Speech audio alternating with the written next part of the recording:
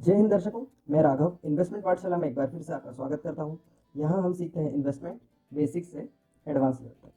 आज के एपिसोड में हम पी रेशो के ग्राफ को समझने की कोशिश करेंगे। देखिए, कई बार क्या होता है कि हमारे पास एक लंबी लिस्ट तो रेडी होती है कि कौन कौन से शेयर्स हमें पसंद है, जो कि मेजरली सभी को पसंद होते हैं, जैसे कि एच हुआ या एच बैंक हुआ या आईसीसी बैंक हुआ, या फिर आईटी सेक्टर में टीसीएस इन्फोसिस हुए, या फिर एच हो गया, नेस्ले हो गया। तो ऐसे एक लंबी लिस्ट है जो कि हमें पसंद तो होते हैं जो शेयर्स, लेकिन इनके भाव हमेशा ज़्यादा होने की वजह से हम कभी भी बाय नहीं कर पाते। हमेशा ये सोचते हैं कि हमें अभी ये महंगा है या फिर जब सस्ता होगा तब खरीदेंगे, तो एक लंबे समय तक हम इसे बाय ही नहीं कर पाते। अब इसमें सबसे बड़ा फैक्टर तो क्या आता है कि कई जगह आप सुनेंगे कि इंट्रिंसिक वैल्यू पे शेयर खरीदना चाहिए, लेकिन कई क्या होता है कि जो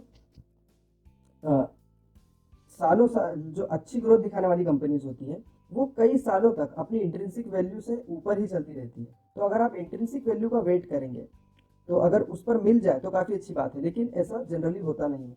जनरली उससे काफ़ी ऊंचे दामों पर ही हमें शेयर मिलता है।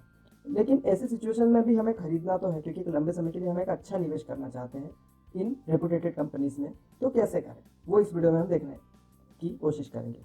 और उस वो हम कैसे देखेंगे, पी ग्राफ की मदद से। अब यहाँ पर मैं ये मान के चल रहा हूँ कि जिस भी कंपनी का आपने सिलेक्शन किया है वो फंडामेंटली काफ़ी अच्छी है, आपने फंडामेंटल रिसर्च की है। इस वीडियो में हम फंडामेंटल रिसर्च नहीं करेंगे। हम ये मान के चलेंगे कि जो कंपनी आपने सिलेक्ट की है आपको उसके फंडामेंटल को लेके कोई डाउट नहीं है, उसकी ग्रोथ को भी लेके आपको कोई भी डाउट नहीं है। सिर्फ आप उसे खरीद नहीं पा रहे हैं क्योंकि भाव का आप वेट करते हैं कि कब अच्छे भाव पर मिले। तो यहाँ पर देखिए, थोड़ा सा आप जब स्क्रीनर वेबसाइट पर हम जाएंगे और जब थोड़ा सा हम स्क्रॉल करेंगे तो यहाँ पर हमें ग्राफ दिखाई देगा, एक नॉर्मल प्राइस ग्राफ। यहाँ पर 5 साल का ग्राफ हमने लगा के रखा है। अब बाय डिफॉल्ट यहाँ पर प्राइस का ग्राफ मिलेगा कि पिछले 5 साल में कंपनी के प्राइस ने कैसे ग्रो किया, और उसी के पास में एक बटन है पी रेशो की। अब पी रेशो क्या होता है अगर आप ये नहीं जानते हैं तो डिस्क्रिप्शन में लिंक दे रखा है जिसमें आप पी रेशो को भी जान जाएंगे और ईपीएस को भी जान जाएंगे। तो अगर आपको पी और एपीएस के बेसिक्स क्लियर नहीं है तो वो वीडियो देखना ज़रूरी है, उसके बिना ये वीडियो आपको समझ में नहीं आएगा, क्योंकि उससे थोड़ा सा एडवांस लेवल पर होगा। इसमें हम पी क्या होता है इसके बारे में डिस्कशन नहीं करेंगे। तो आइए कंटिन्यू करते हैं। अब ये हुआ प्राइस का ग्राफ। अब यहाँ पर पी की बटन दे रखी है, हम इस पर क्लिक करेंगे। अब ये पिछले 5 सालों के पी का ग्राफ यहाँ पर हमें मिल गया। अब पी होता क्या है, ये बेसिक तो हमने समझ लिया था, लेकिन पी क्या दिखाता है कि कोई कंपनी जितना अर्निंग कर रही है उससे कितना गुना ज्यादा पैसा देने को पब्लिक रेडी है मार्केट में उसके शेयर के लिए। अब क्या हमेशा सेम मल्टीपल देने के लिए पब्लिक रेडी है? ऐसा नहीं है। पब्लिक के सेंटीमेंट चेंज होते रहते हैं करंट सिचुएशंस को लेकर, या फिर कोई छोटी सी प्रॉब्लम या बड़ी प्रॉब्लम को लेकर, या कोई न्यूज़ को लेकर। सेंटीमेंट चेंज हमेशा होते रहते हैं, लेकिन क्या उन सेंटीमेंट की वजह से फंडामेंटली जो अच्छी कंपनी है उनके ग्रोथ एस्पेक्ट चेंज हो जाते हैं? जी नहीं, ऐसा नहीं होता। ये सिर्फ सेंटीमेंट दर्शाता है। तो ये देखिए, पी कभी तो पब्लिक सेम कंपनी के 22 गुना पैसे देने को रेडी है, 2015 की बात हो रही है, और कभी सिर्फ 16 गुना। उसी प्रकार से कभी कंपनी 30 गुना तक पैसे देने को रेडी है कि जितना वो कंपनी कमा रही है उससे 30 गुना पैसा हम देने को रेडी है। वहीं कहीं पर कभी कभी क्या होता है कि सिर्फ 15 गुना पर बात आ गई। तो यहाँ पर हम देख रहे हैं कि पब्लिक का सेंटीमेंट कभी ऊपर जाता है तो कभी नीचे जाता है। अब इस शेयर की केस में, पर्टिकुलर एच के केस में, ये एक रेंज में मूव कर रहा है पी रेशो का ग्राफ। तो कभी ये ग्राफ पिछले 5 सालों में आप देखेंगे तो एक ऊपर नीचे एक रेंज के आसपास ये फ्लक्चुएट करता है। ये एक अच्छा सिग्नल है। ये अच्छा सिग्नल क्यों है? क्योंकि देखिए, अर्निंग बढ़ रही है, अर्निंग बढ़ रही है और पी एक रेंज में। इसका मतलब क्या हुआ कि जिस स्पीड से अर्निंग बढ़ रही है लगभग उससे थोड़ा ऊपर या थोड़ा नीचे, लगभग उतनी ही स्पीड से मार्केट में पब्लिक उसका रेट इंक्रीज कर रही है। मतलब जितना डिजर्व करता है कोई शेयर उतनी ही स्पीड से उसके प्राइस में फ्लक्चुएशन आ रहा है। मतलब पिछले 5 सालों में आप देखें तो ईपीएस में कंटिन्यूसली में नहीं, बीच में कई सालों तक तो ये एक रेंज बाउंड रहा, लेकिन ओवरऑल हम देखें तो एक अच्छी ग्रोथ दिखाई है ईपीएस में। लेकिन क्या पब्लिक ने सेंटीमेंट के पीछे भागते हुए बहुत ज़्यादा खरीदारी यहाँ पर कर ली कि यहाँ पर अर्निंग तो बहुत ज़्यादा अच्छी हो गई है, बहुत ज़्यादा खरीदारी कर लो, ऐसा नहीं हुआ। इस वजह से ईपीएस तो बढ़ गया। अब ईपीएस बहुत बढ़ गया लेकिन उसका भाव उस स्पीड से नहीं बढ़ा, तब पी नीचे चले अगेन। इसलिए कि फंडामेंटल वीडियो देखना जरूरी है। कि फिर से मैं रिपीट करता हूँ कि ईपीएस बढ़ गया, ईपीएस हो गया लेट से 27 या फिर 71 रुपीज़ के आसपास से ईपीएस बढ़ गया और हो गया 121 रुपीज़। अब अगर इतनी ही स्पीड से इतनी ही दर से शेयर का भाव भी बढ़ जाता तो P27 ही बना रहता यहाँ पर, लेकिन ऐसा नहीं हुआ। यहाँ पर P घट के 18 हो गया। ऐसा क्यों हुआ? क्योंकि पब्लिक ने उस स्पीड से अभी उस शेयर का भाव नहीं बढ़ाया जिस स्पीड से इसका ईपीएस बढ़ा। लेकिन पिछले 5 साल की बात देखें तो जब भी ये नीचे गया तो पब्लिक ने एक वापस से बाइंग करी और इसे एक सही रेंज पर पहुंचा दिया। मतलब एक एवरेज के आसपास ही मूव कर रहा है। अब एवरेज कितना है? 21.9। ये मीडियन पी है, पिछले 5 सालों का एवरेज पी है। और अभी ये कितना में मिल रहा है?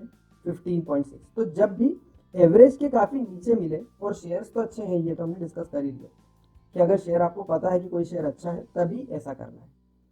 तो फ्यूचर ग्रोथ को लेकर आपको आश्वस्त होना जरूरी है कि फ्यूचर ग्रोथ इस कंपनी में बहुत अच्छी है, ऐसा आपको फंडामेंटल एनालिसिस में पता चलेगा। उसके बाद की स्टेप है।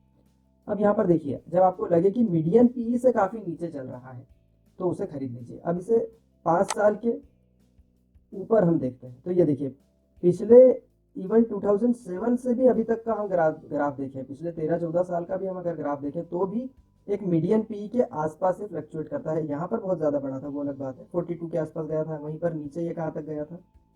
14 के आसपास।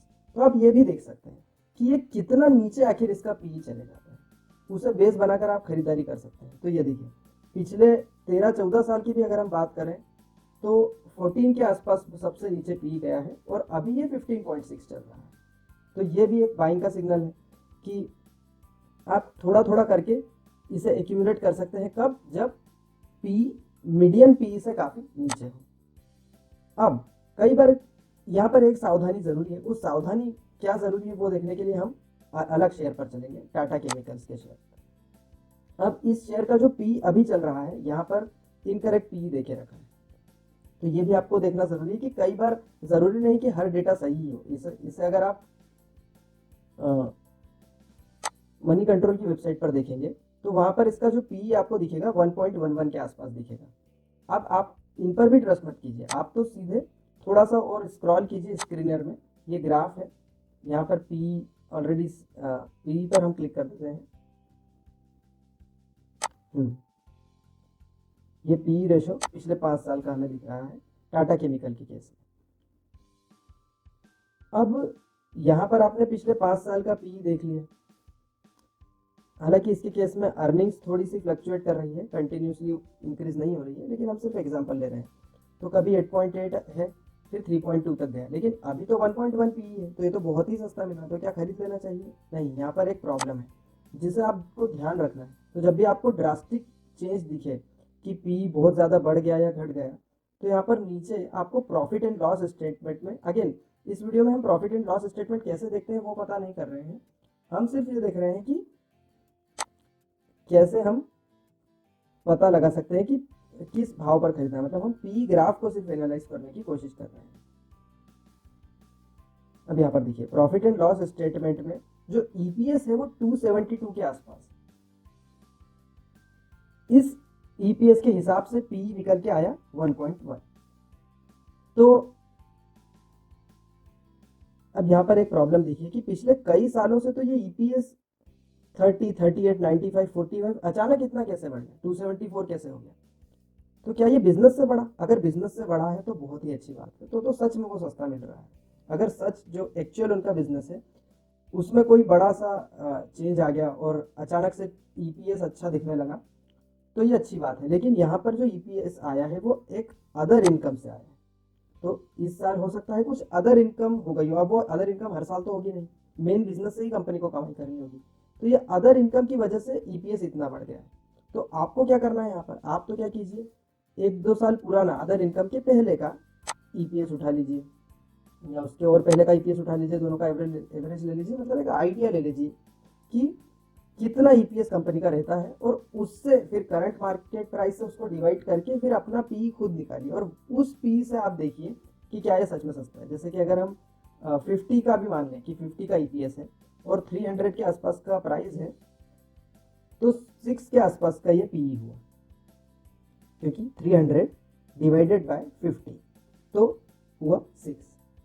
तो 6 का पी आप मान के चलिए। अब फिर उसमें देखिए कि वो पी पिछले 5 साल के ग्राफ में आपको सही लग रहा है कि नहीं लग रहा है, ये आपको देखना है। इसका उल्टा भी हो सकता है कि टेम्पररी किसी प्रॉब्लम की वजह से अचानक ईपीएस बहुत नीचे चले गया हो और आप जब उसे ग्राफ में देखेंगे इस टाइप के किसी शेयर के जिसका ईपीएस ड्रास्टिकली एकदम से नीचे चले गया हो, लेकिन एक लंबे समय में तो वो उसके ग्रोथ को लेकर आप आश्वस्त हैं, लेकिन कोई छोटी सी टेम्पररी प्रॉब्लम या न्यूज़ की वजह से अचानक से, या कोई एक साल में कोई प्रॉब्लम आ गई हो, उस प्रॉब्लम की वजह से इस साल एक साल में कंपनी अर्न नहीं कर पाई और अचानक ईपीएस बहुत नीचे चले गए, तो उस केस में आपको पी का ग्राफ अचानक से ऊपर जाता हुआ दिखे, क्योंकि मार्केट में प्राइस तो वही और अचानक ईपीएस गिर गया। तो पहले जब हम 300 एग्जांपल के लिए 300 डिवाइडेड बाय 50 कर रहे थे, उसी को अगर हम 300 डिवाइडेड बाय 1 कर दें तो पी 300 पर पहुंच जाएगा। तो आप सोचेंगे कि अरे तो बहुत ही महंगा हो गया, ऐसा नहीं। उस केस में भी हमें क्या करना है, पिछले 1-2 साल पुराना ईपीएस उठा लेना है और उससे कैलकुलेट करना है कि पी कितना है। तो वहां पर आपको एक सही अंदाज पता लगेगा कि सही भाव, सही पी क्या है। तो इस तरीके से सिर्फ ब्लाइंडली पी देखकर हमें डिसाइड नहीं करना है कि पी क्या है बस और डिसाइड कर लिया, ऐसा नहीं करना है। उसे अच्छी से देखिए कि वो पी निकला कैसे है। अगर निकला है तो उसमें कहीं एक्स्ट्रा अर्निंग तो नहीं है, या फिर अगर एकदम से पी नीचे चले गया हो तो कोई टेम्पररी प्रॉब्लम की वजह से नीचे चले गया है क्या, ये भी आपको देखना है। ये सब आपको देखना है कि सही पी आप निकालने की कोशिश करें, ये मैं आपको कहना चाहता हूँ।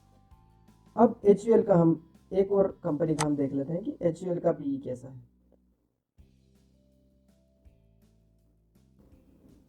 तो ये देखिए, अब यहाँ पर आपको ग्राफ की काफ़ी खूबियाँ हैं। यहाँ पर आपको ईपीएस भी दिख जाता है कि कंपनी कैसे ग्रो कर रही है। आपको डिजिट्स देखने की ज़रूरत नहीं, सीधे ग्राफ देखिए। इसमें जो ग्रीन बार्स हैं इन्हें देख लीजिए तो आपको पता लग जाता है कि अर्निंग कंटिन्यूसली ग्रो कर रही है नहीं। अब इसमें देखिए पिछले 5 साल में एवरेज के ऊपर पी चल रहा है। तो यहाँ पर आप क्या कर सकते हैं, यहाँ पर भी आप जब जब ये मीडियन के नीचे जाए तब तक आप थोड़ी थोड़ी खरीदारी कर सकते हैं और एक लंबे समय में आप एक अच्छा पोर्टफोलियो बना लेंगे इस मेथड के थ्रू। इसी तरीके से हम मैक्सिमम देख लें तो पी बढ़ते ही जा रहा है। अब यहाँ पर क्या है, पब्लिक को एक्सपेक्टेशन बढ़ते ही जा रहा है। अब अच्छा कब होगा, जब पब्लिक के एक्सपेक्टेशन को कंपनी बहुत अच्छी से बीट कर दे तो ये पी नीचे आ जाएगा या फिर जस्टिफाइबल हो जाएगा कि हाँ ठीक है इतना पी यहाँ पर ये कंपनी डिजर्व करती है, ऐसा हो जाएगा। लेकिन बहुत ज़्यादा पी अच्छा कभी भी नहीं होता है। अगर ऐसा आप देख रहे हैं कि पिछले 5 साल के ग्राफ में, यहाँ पर तो उतना ड्रास्टिकली नहीं, लेकिन पिछले 5 साल के ग्राफ में आप देख रहे हैं कि 3-4 गुना पी बढ़ गया है, तो उसमें अलर्ट हो जाइए। उसमें हो सकता है वो कंपनी आपको कमा के दे दे शॉर्ट टर्म में, शॉर्ट टर्म उसके शेयर का प्राइस इंक्रीज हो जाए, लेकिन लॉन्ग टर्म में ये बहुत रिस्की बात है। क्योंकि इसमें क्या हो रहा है कि जिस स्पीड से कंपनी ग्रो कर रही है, मार्केट में उसके शेयर का प्राइस उससे 4-5 गुना स्पीड से ग्रो कर रहा है। तो ये कब तक कर पाएगा? अगर ये ऐसा अगले 15 साल तक चलते रहा तो ये डिफरेंस इतना लंबा हो जाएगा, एक्चुअल ईपीएस और मार्केट के रेट का डिफरेंस, मतलब जो पी है वो इतना बढ़ जाएगा कि फिर उस कंपनी के शेयर का गिरना तय हो जाएगा। मैं इस कंपनी की बात नहीं कर रहा हूँ, मैं एचयूएल की बात नहीं कर रहा हूँ। यहाँ पर एक एग्जांपल दे रहा हूँ कि 5 साल के पी में, जैसे इसमें इतना कोई ड्रास्टिकली चेंज नहीं है, 51 से अभी चल रहा है 66 के आसपास, लेकिन अगर आप 3-4 गुना की ग्रोथ देखें तो वहाँ पर भी अलर्ट हो जाए। और जहाँ तक हो सके कि बहुत ही ज़्यादा पी अगर होते जा रहा है किसी कंपनी का तो उसे अवॉइड करना चाहिए, क्योंकि रिस्क फैक्टर वहाँ पर बढ़ता जाता है। जैसे कि यहाँ पर आप एक और हम एग्जांपल ले लेते हैं लास्ट, कि पिछले 3 सालों की हम ग्रोथ देखें तो रिलायंस का पी 53 से,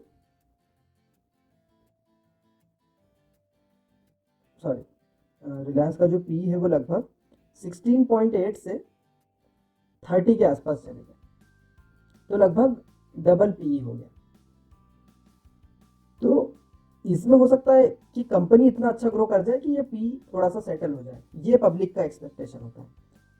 लेकिन बहुत ही ज़्यादा अगर पी हो जाए तो फिर प्रॉब्लम की बात है। तो ये हमने जाना कि कैसे हम किस पॉइंट पर खरीदी कर सकते हैं, कब कब हम किसी अच्छी कंपनी के शेयर्स खरीद सकते हैं। क्विकली हम इसे रिवाइज कर लेते हैं कि पी ग्राफ साइडवेज हो तो अच्छा, पी ग्राफ बढ़ते ही जाए बहुत स्पीड से वो भी, तो वो एक बुरी बात है। उसके अलावा हमको सिर्फ पी नहीं देखना है, हमें ये कन्फर्म करना है कि वो जिस ईपीएस से निकला है वो ईपीएस सही पिक्चर दिखा रहा है क्या नहीं, कहीं उसमें अदर इनकम तो नहीं है। अगर अदर इनकम है तो फिर 1-2 साल पहले की इनकम को देख के ईपीएस हमेशा क्या रहता है उसका आइडिया लगाना है। अगर ईपीएस पी बहुत ही ज़्यादा बढ़ गया है तो भी हमें ईपीएस को देखना है और ये देखना है कि क्या 1 साल की बात है ईपीएस डाउन हो गया तो ठीक है, हम 1-2 साल पुराना ईपीएस देख लेंगे और उस हिसाब से पी कैलकुलेट कर लेंगे। तो इस तरीके से आप अच्छी कंपनीज के शेयर सही दामों पर या फिर डिप्स पर आप खरीद सकते हैं।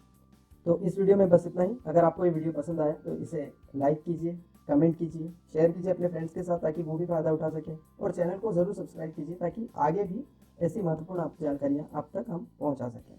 और अगर आपका कोई क्वेश्चन है तो उसे भी आप कमेंट में मेंशन कर सकते हैं, हम ज़रूर उसका आंसर देंगे। अगले वीडियो तक के लिए मुझे आगे दीजिए। जय